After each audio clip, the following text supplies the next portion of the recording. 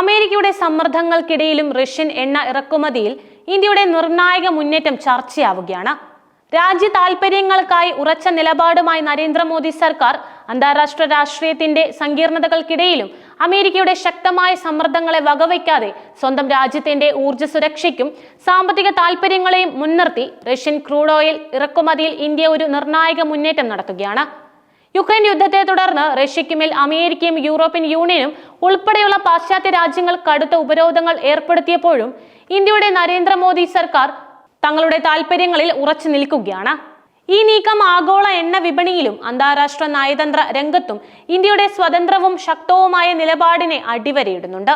അന്താരാഷ്ട്ര പിരിമുറുക്കങ്ങൾക്കിടയിലെ എണ്ണക്കളികളുടെ കണക്കുകൾ നൽകുന്ന യഥാർത്ഥ ചിത്രം ഇങ്ങനെയാണ്.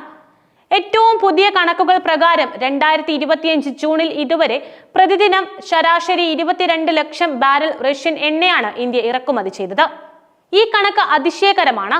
കാരണം ഇത് Iraq, Saudi Arabia, UAE, Kuwait എന്നീ 4 പ്രമുഖ പശ്ചിമേഷ്യൻ എണ്ണ ഉൽപാദക രാജ്യങ്ങളിൽ നിന്നുള്ള സംയോജിത പ്രതിദിന ഇറക്കുമതിയേക്കാൾ കൂടുതലാണ്. മെയ് മാസത്തിൽ ഇത് പ്രതിദിനം 19.6 ലക്ഷം ബാരലായിരുന്നു.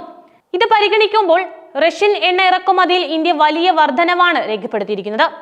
ഈ സ്ഥിതിവിശേഷം വ്യക്തമാക്കുന്നത് ഇന്ത്യ തങ്ങളുടെ പരമ്പരാഗത എണ്ണ വിതരണക്കാരേക്കാൾ റഷ്യയുമായി ഊർജ്ജബന്ധം ശക്തിപ്പെടുത്തുന്നതിൽ വലിയ പ്രാധാന്യം നൽകുന്നു എന്നതാണ്.